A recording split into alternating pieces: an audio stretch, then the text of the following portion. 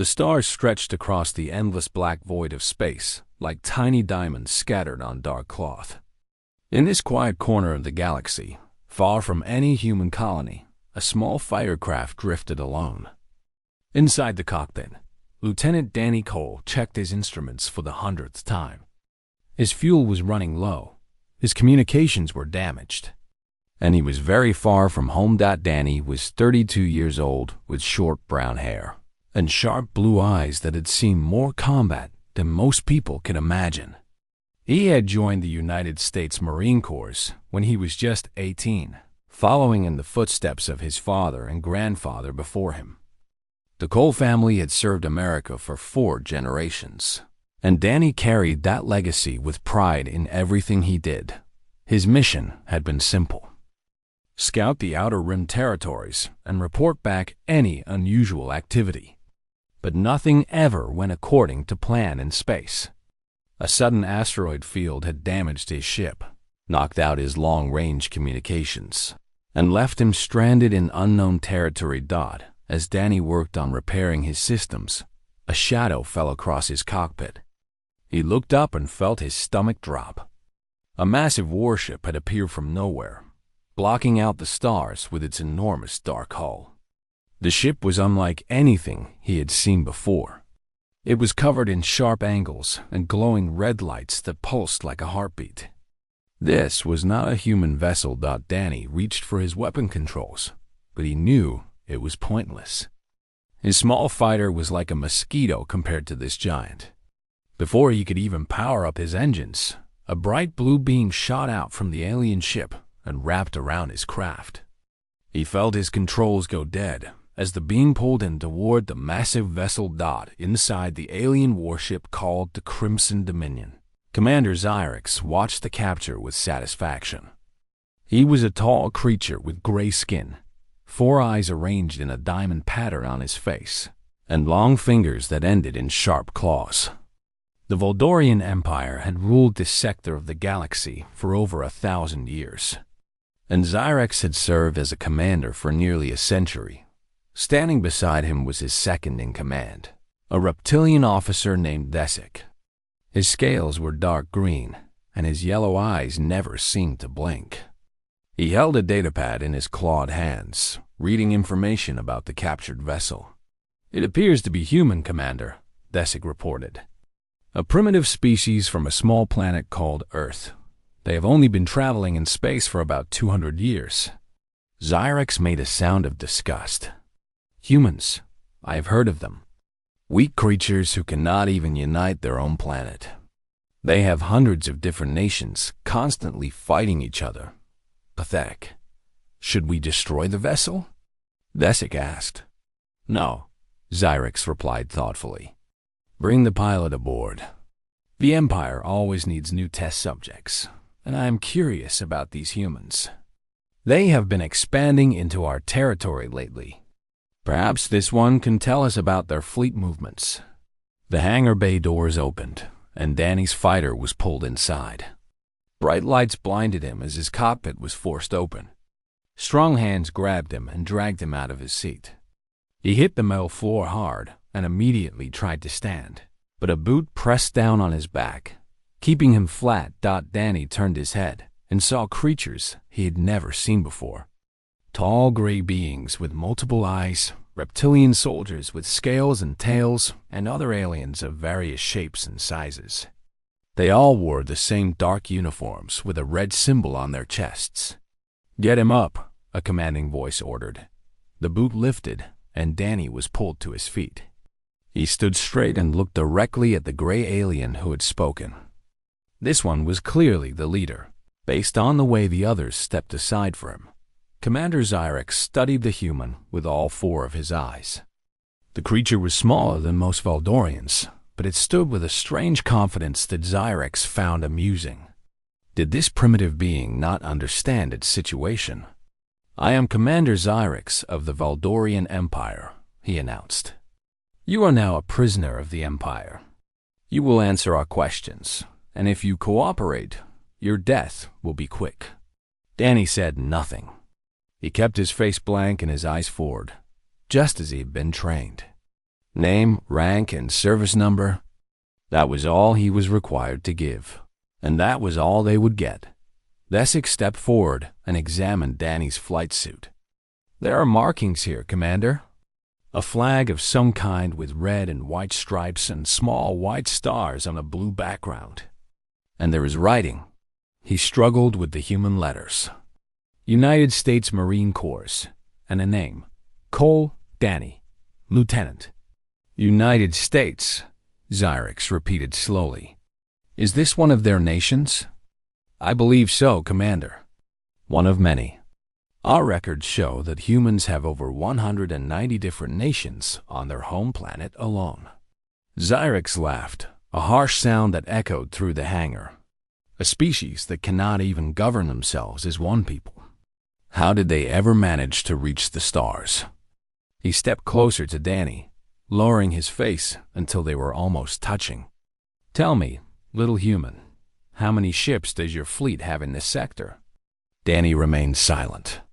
His heart was beating fast, but his face showed nothing. He had been trained for situations like this. Every Marine was taught to resist interrogation, to give nothing to the enemy, to hold the line no matter what. He does not speak, Desic observed. Perhaps he does not understand our language. The translator is working, another officer reported. He understands perfectly. Xyrix straightened up and smiled, showing rows of sharp teeth.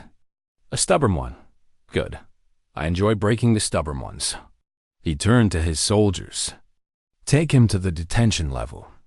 Let him sit in a cell and think about his situation. Tomorrow we begin the interrogation. As the guards dragged Danny away, he took careful note of everything around him.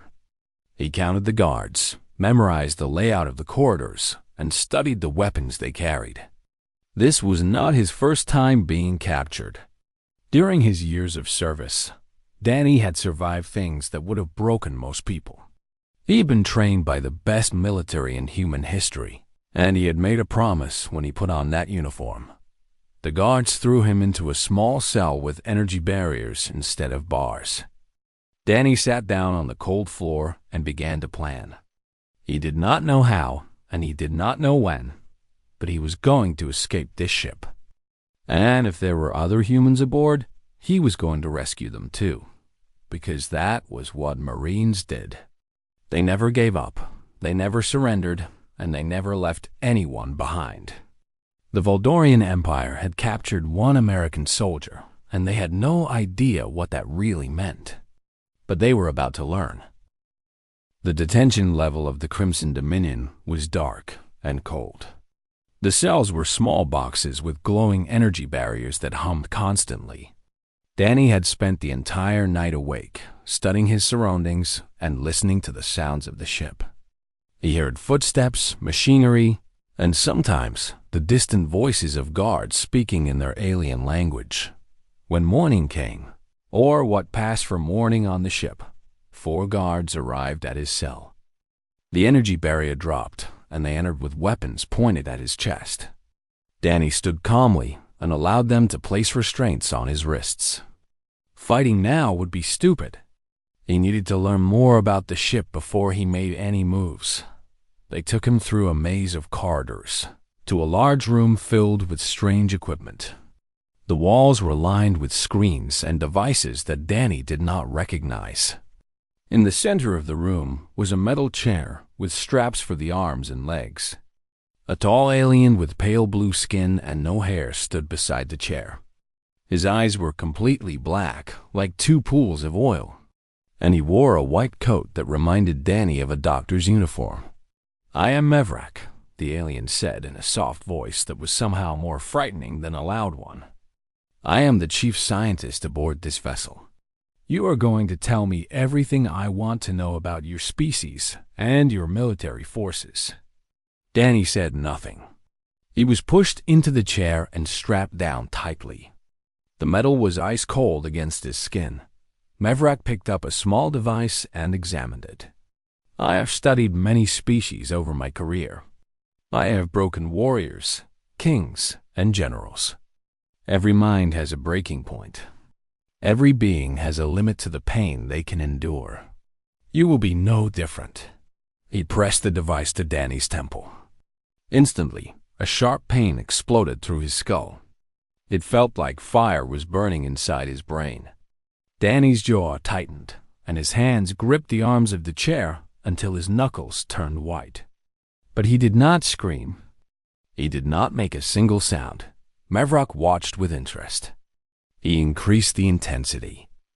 The pain grew worse, spreading from Danny's head down his spine and into every part of his body. Still, the human remained silent. His face showed the strain, sweat dripping down his forehead, but he did not break. After several minutes, Maverick stopped the device. "Interesting," he said quietly. "Most species vocalize their pain immediately. It is a natural response, an instinct that cannot be controlled. Yet you remained silent."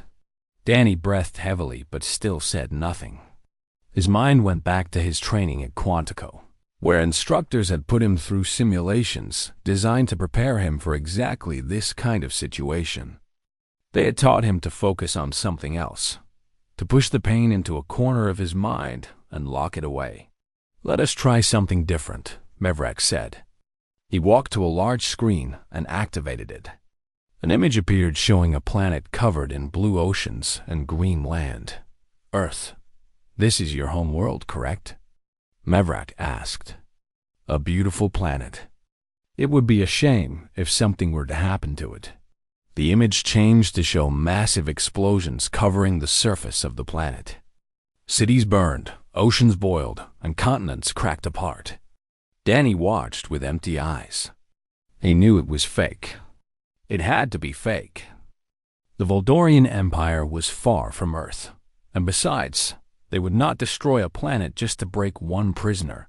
"Your silence tells me you do not believe this," Maverick observed. "You are smarter than I expected. Very well, let us return to more direct methods." For hours, the interrogation continued. Maverick tried pain in different forms. He tried drugs that were supposed to make Danny more willing to talk. He tried showing him images of his family, his home, and his friends, all being destroyed. Through it all, Danny gave them only three things: his name, his rank, and his service number. Finally, Maverick stepped back and consulted his datapad with visible frustration. "This should not be possible," he muttered. "His neural patterns show extreme conditioning. His pain tolerance is far beyond normal human levels. And his mental resistance is unlike anything I have seen from his species." The door opened, and Commander Xyrix entered. "Progress?" he asked. "None," Maverick admitted reluctantly. "This human is different. There is something in his training that we did not account for. The designation on his uniform, this United States Marine Corps, it appears to be more than just a military branch. It is some kind of elite warrior organization." Xyrix looked at Danny, who sat bloody and bruised in the chair, but still awake and still defiant. "Increase the pressure. Every being breaks eventually. Commander, I have used every technique in our arsenal. Short of killing him, I do not know what else to do." As they discussed his fate, Danny focused on staying conscious. Every Marine knew that survival was the first step. As long as he was alive, there was hope. As long as he was alive, he could fight back Dodd in a cell 3 levels below the interrogation room. A young woman sat with her back against the wall. Her name was Kira Voss, and she had been a prisoner on this ship for nearly 3 weeks. She was 30 years old with dark hair and tired eyes that had once been full of life and hoped Kira had been a traitor, flying cargo between human colonies in a small ship she had purchased with her life savings. The Voldorians had captured her near the border of their territory.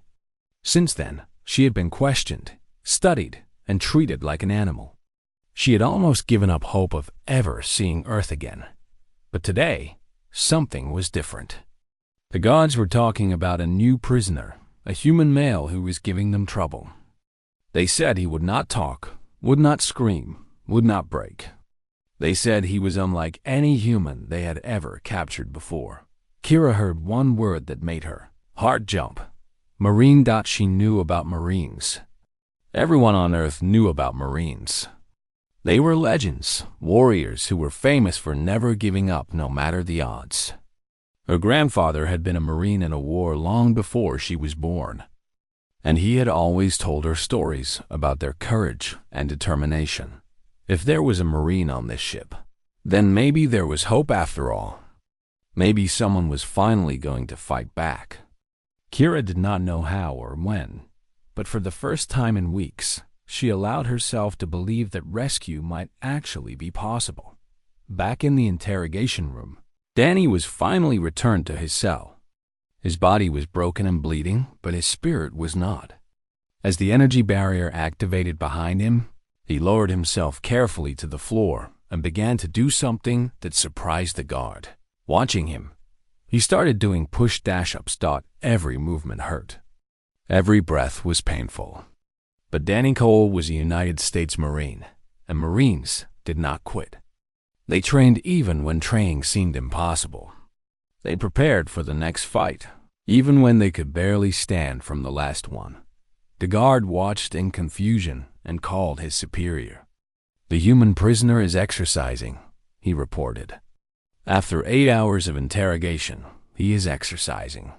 This information was passed up the chain of command until it reached Commander Xyrix himself. He watched the security feed showing Danny doing push-ups in his cell, and for the first time, he felt something he had not felt in a very long time: uncertainty. What kind of creature was this human? What kind of training could possibly produce such determination? And most importantly, had the Valdorian Empire made a terrible mistake by bringing him aboard their ship? Commander Xerix stood in his private quarters, staring at reports he did not want to believe. 5 days had passed since they captured the human, and in those 5 days, everything Xerix thought he knew about humans had been proven wrong. The prisoner had endured more than any being should be able to endure, and still he had not broken. Not even close. The door chimed, and Xyrix commanded it to open. His intelligence officer, a thin Valdorian named Prexis, entered carrying a datapad loaded with new information. His 4 eyes were wide, with what could only be described as concern. "Commander, I have completed my deep research on the human's background," Prexis said. "I believe I understand now why he is so difficult to break." "Explain," Xyrix ordered, "and make it quick." Prexis activated the holographic display in the center of the room. A detailed map of Earth appeared, with different colors marking different nations. One large nation on a continent between 2 oceans was highlighted in red. The human comes from this nation, called the United States of America. We knew humans were divided into many countries, but we failed to understand that these countries are not all the same. Some are weak, some are strong, and some are very, very dangerous. "Go on," Xyrix said, his interest growing. "The United States is one of the most powerful nations on the human home world. They have the largest military budget, the most advanced weapons, and a warrior culture that is deeply embedded in their society. But that is not what makes them dangerous." Prexis paused to let his words sink in. "What makes them dangerous is their mindset." He changed the display to show historical images and videos. In their history, they have fought wars against enemies who had larger armies and better positions. They have invaded beaches under heavy fire. They have held positions against impossible odds. And they have a saying that defines their military philosophy: never leave a man behind. Xyrix watched the images with growing unease. He saw humans charging into battle despite obvious danger. He saw wounded soldiers carrying their injured friends to safety. He saw prisoners of war who had survived years of torture without giving up information. Their Marines are considered among the deadliest warriors on their planet, Prexis continued. They undergo extreme training designed to push them beyond normal limits.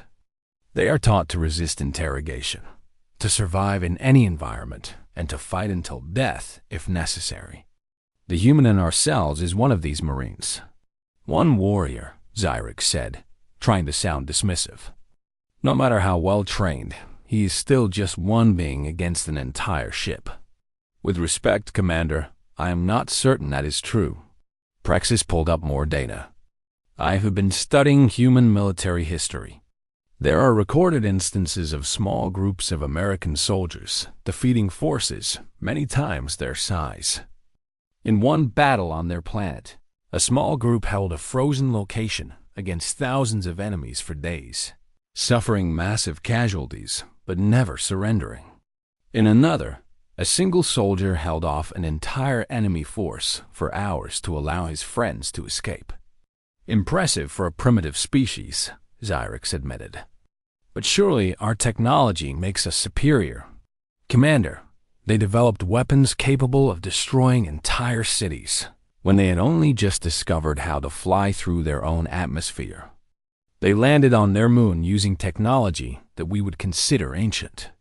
And they did all of this while fighting wars among themselves at the same time. These humans, these Americans specifically, accomplish impossible things through pure determination and stubbornness. Xyrix walked to the window of his quarters and stared out at the stars. He had commanded this ship for decades. He had defeated countless enemies and conquered dozens of worlds. But something about this situation felt different. Something felt wrong. What is your recommendation? He finally asked. Execute him, Praxis said bluntly. We will learn nothing from him, and keeping him alive is a risk we do not need to take. Before Xyrix could respond, an alarm sounded throughout the ship. Red lights flashed in the corridors, and a voice announced, Attention, all personnel. Prisoner disturbance on Detention Level 3. All available security to Detention Level 3. Xyrix and Praxis rushed to the security center, where dozens of screens showed different areas of the ship. On one screen, they could see a group of guards running toward a particular cell block. On another, they saw something that made Xyrix's blood run cold. The human prisoner was standing at his energy barrier, doing something with his hands. As they watched, the barrier flickered and then failed completely. The human stepped out of his cell like he was taking a casual walk. How is this possible? Xyrix demanded. That barrier is designed to hold creatures 10 times his strength. I do not know, Commander, the security chief replied. But that is not our biggest problem. He pointed to another screen. In a cell 2 levels below, a human female named Kira Voss was watching the chaos on a small screen that the guards had forgotten to remove from her area. Her eyes were fixed on the image of Danny walking free, and she was smiling. We have 12 other human prisoners on this ship, the security chief reminded them. If this Marine reaches them and frees them as well. Xyrix grabbed a communicator. All units, priority alert. The human prisoner has escaped. He is extremely dangerous. Use all necessary force to recapture or eliminate him. Do not underestimate this being. Deep in the ship, Danny moved through the corridors with quiet purpose. He had spent 5 days memorizing patrol patterns, learning the layout during his trips to interrogation, and carefully studying the energy barrier in his cell. The Voldorians thought they were so advanced, but their technology had weaknesses. Just like everything else thought, he had fashioned a small tool from a piece of his food tray that the guards had not bothered to check. Primitive materials could still defeat advanced technology if you knew what you were doing, and Marines were taught to improvise with whatever they had. Now he was free, but his mission was not complete. During his walks through the ship, he had learned that there were other human prisoners aboard. Civilians mostly, traders and colonists who had been captured by Voldorian patrols. They were innocent people who had done nothing wrong except exist in the wrong part of space. Danny had made a promise. When he became a Marine, he had sworn to protect the innocent and to never abandon his fellow humans. Those prisoners were counting on someone to save them, even if they did not know it yet. And Danny Cole was not going to let them down. He ducked into a side corridor as a patrol ran past, then continued deeper into the ship. He had no weapons, no backup, and no guarantee of success. But he was an American Marine, and Marines did not need guarantees. They only needed a mission and the will to complete it. The Voldorian Empire had captured one human fighter thinking he would be easy to break. They were about to discover just how wrong they were. Danny Cole was coming for his people, and nothing in the galaxy was going to stop him. Danny pressed himself flat against the wall as another patrol rushed past. The ship was in chaos now, with alarms blaring and soldiers running in every direction. This was exactly what he wanted. Confusion was the friend of anyone trying to escape. And Danny intended to use every advantage he could get. He had been moving through the ship for almost an hour, avoiding patrols and working his way down toward detention level 7, where the other human prisoners were being held. Along the way, he had managed to take down 2 guards quietly, giving him a Voldorian uniform that did not fit well and a weapon he was still figuring out how to use properly. The alien rifle was lighter than he expected, and had 3 different settings marked by symbols he did not understand. Danny had tested it briefly on a wall panel, learning that one setting caused a stun effect, another burned through metal, and the third did something he decided not to try again after it nearly took his arm off. He was close now. According to the layout he had memorized, detention level 7 was just ahead. 2 guards stood at the main entrance, looking nervous and constantly checking their communicators. Danny studied them from behind a support column, calculating his approach. Speed was key. The longer this took, the more likely he would be caught. Danny took a deep breath, said a quick prayer, and then moved. The first guard never saw him coming. Danny hit him in the throat with a precise strike that dropped him instantly. The second guard managed to raise his weapon, but Danny was faster. He grabbed the alien's arm, twisted it until the weapon fell, and then put him down with a hard blow to the head. The whole fight had taken less than 5 seconds. Danny dragged the unconscious guards into a storage room, took their weapons, and then approached the detention block door. A scanner beside the door required some kind of identification, probably a palm print or eye scan from the guards. Danny had neither, but he did have a weapon that could burn through metal. The door melted under the concentrated beam, and Danny kicked through the weakened remains. He entered the detention block with weapons raised, ready for anything. What he found made his heart ache. 12 cells lined the corridor, and each one was a human being. Men, women, some young and some old, all looking at him with a mixture of fear and desperate hope. They were thin and tired, their clothes dirty and their eyes hollow from weeks of captivity. "I am Lieutenant Danny Cole, United States Marine Corps," he announced in a clear voice. "I am here to get you out. Everyone stay calm and follow my instructions exactly." A young woman stepped forward in her cell. She had dark hair and tired eyes, but there was strength in her face that caught Danny's attention. "I am Kira Voss," she said. "I knew you would come. I heard the guards talking about you." Danny worked quickly to disable the cell barriers. One by one, the prisoners stepped out of their cages, some crying with relief, others too shocked to show any emotion at all. There were 8 women, 4 men, ranging in age from early 20s to late 60s. None of them were soldiers. "Listen to me carefully," Danny said once they were all gathered. "This ship is on high alert, and they are looking for me. We need to get to the hangar bay and steal a transport ship. It will be dangerous, and I cannot promise everyone will make it. But I promise you this, I will do everything in my power to get you home." An older man with gray hair and a weathered face stepped forward. His name was Harald, and he had been a farmer on a colony world before the Voldorians captured him. "Son, there is one Marine against an entire alien warship. How do you expect to pull this off?"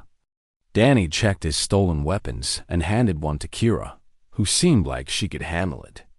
"Sir, I have been in worse situations, and I was not trained to calculate whether a mission is possible.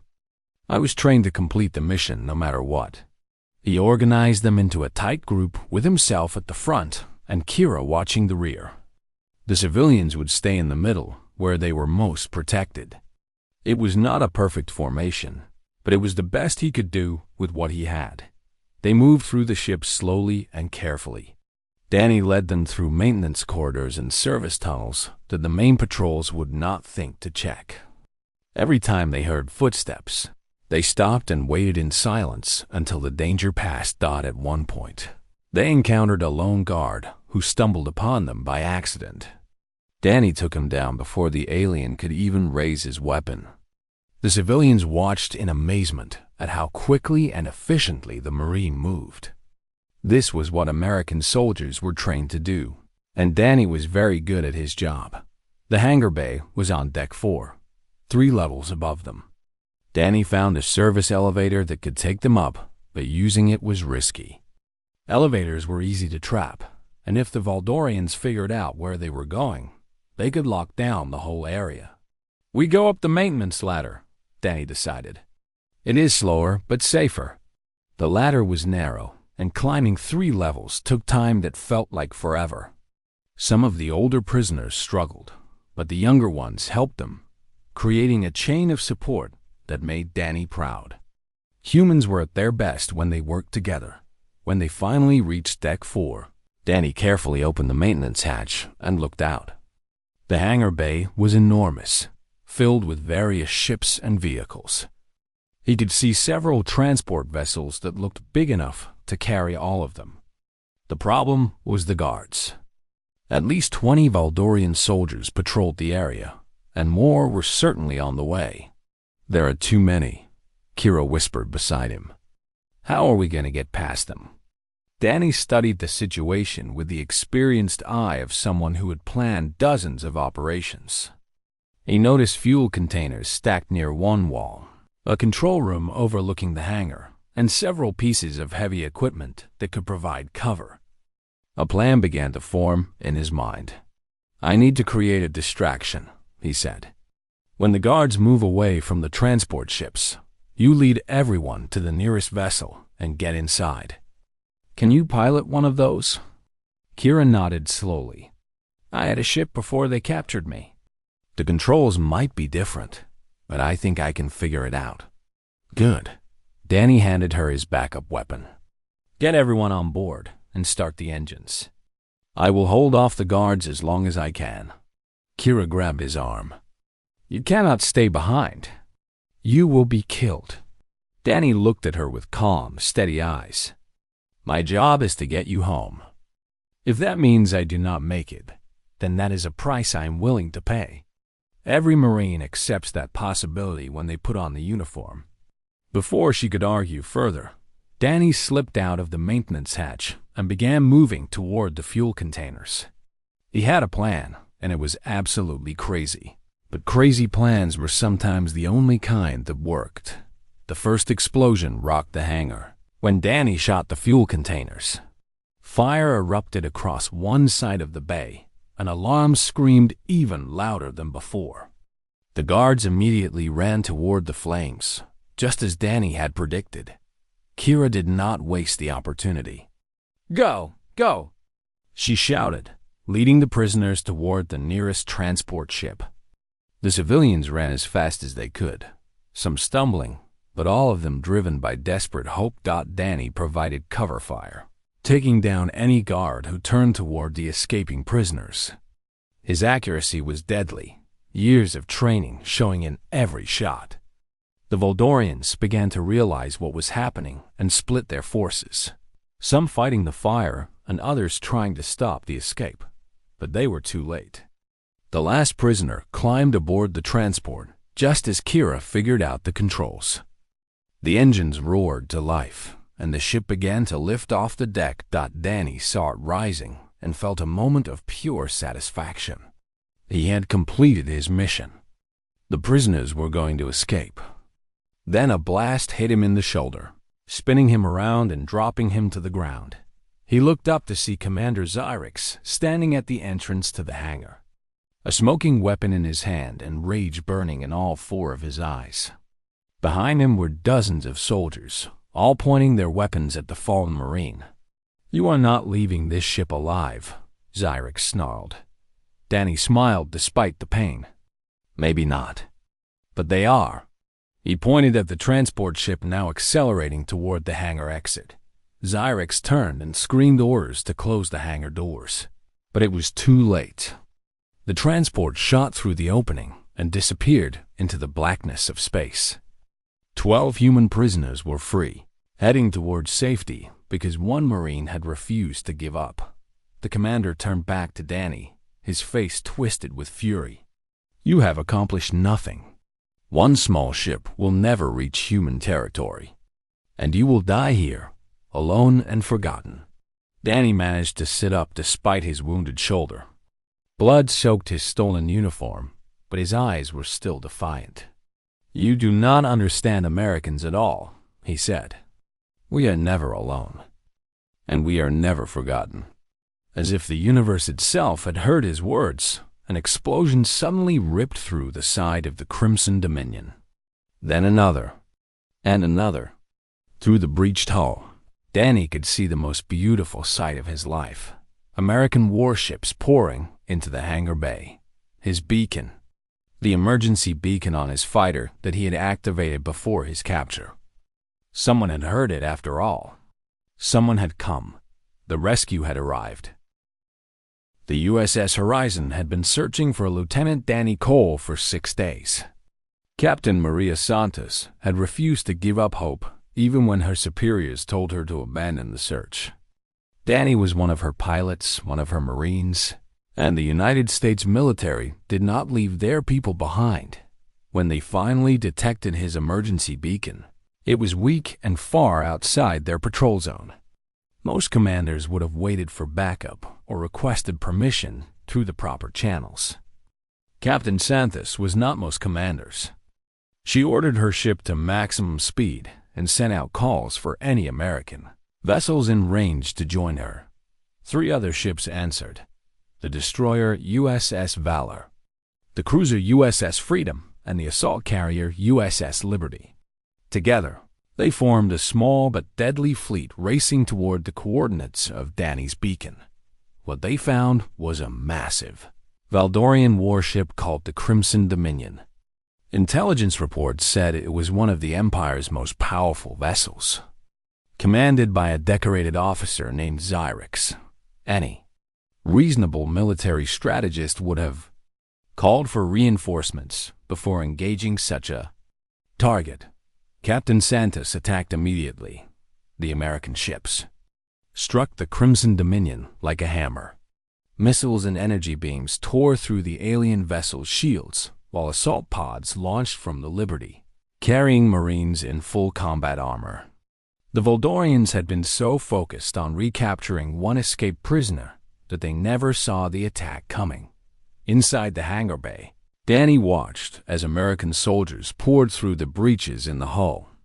They moved with deadly efficiency, cutting down Valdorian guards and securing the area in minutes.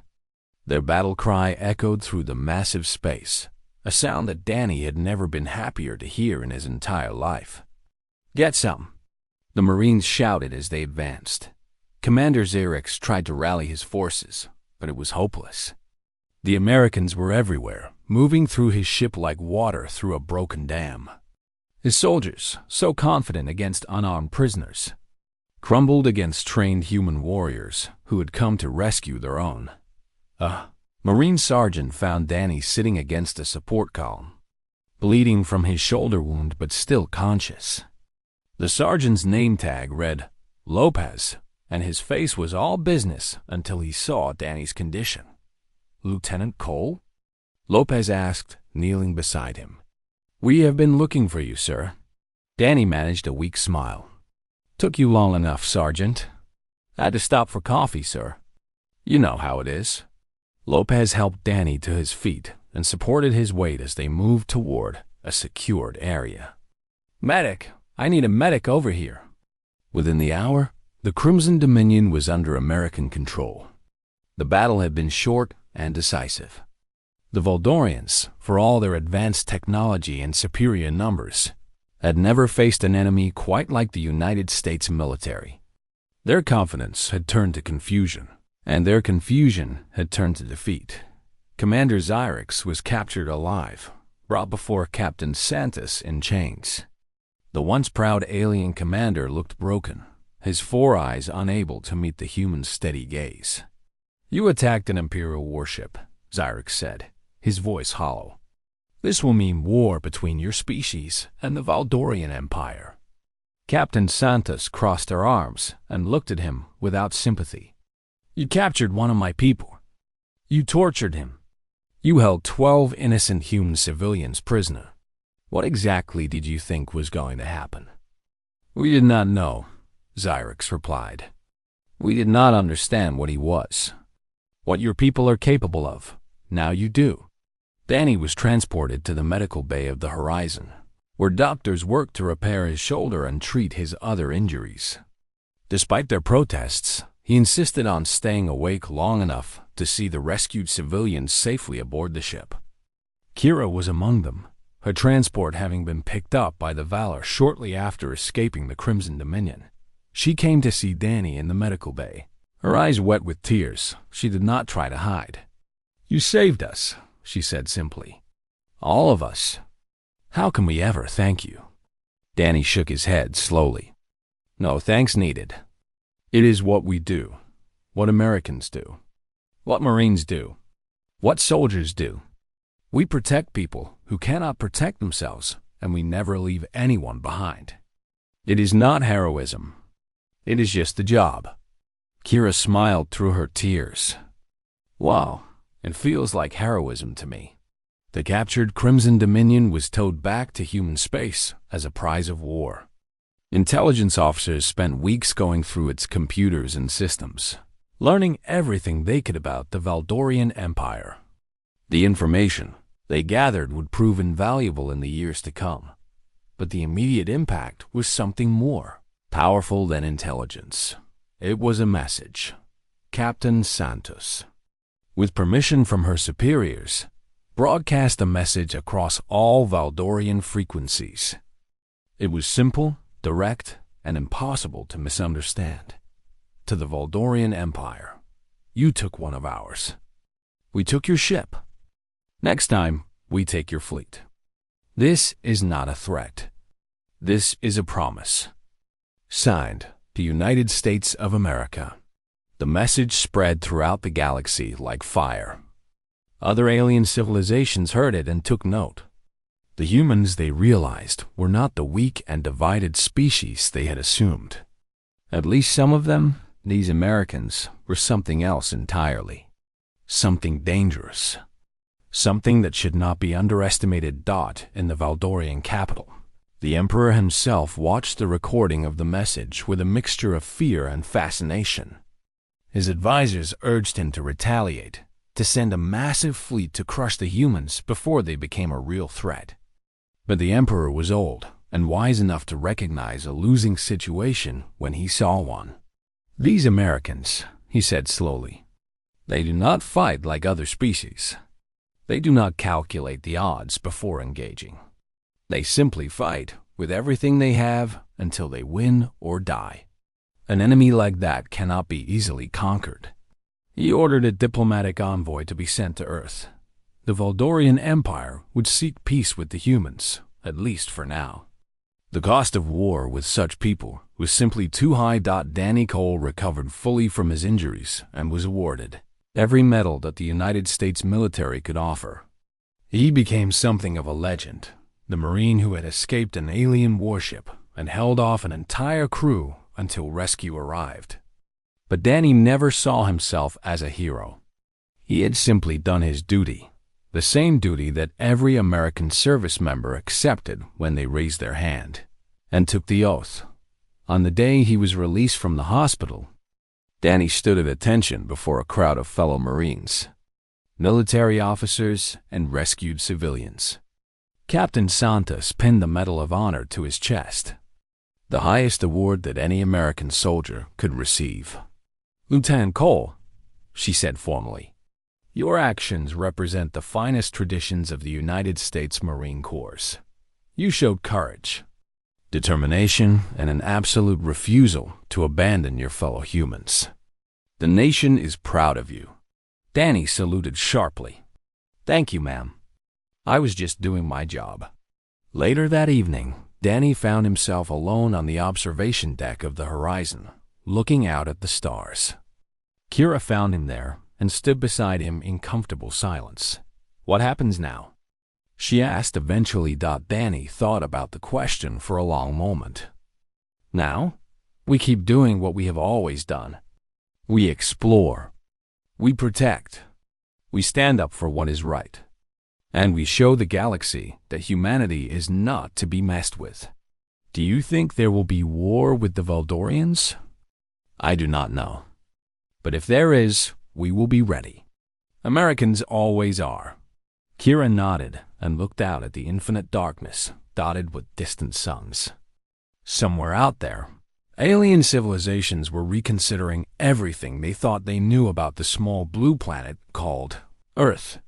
They were learning that humans were stubborn, brave, and absolutely relentless when it came to protecting their own.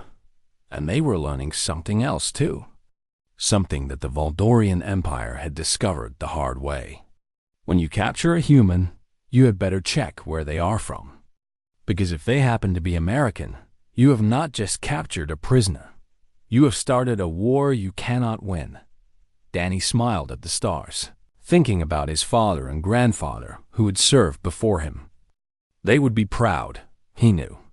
He had upheld the legacy of the Cole family and the United States Marine Corps. He had shown an alien empire what it meant to be American. And somewhere in the galaxy, the message continued to spread, a warning to anyone who might think about attacking humanity. We do not leave our people behind. We do not surrender. And we do not lose, because that is what it means to be American. That is what it has always meant. And that is what it will always mean, no matter how far into the stars humanity travels. Semper Fidelis. Always faithful. Forever.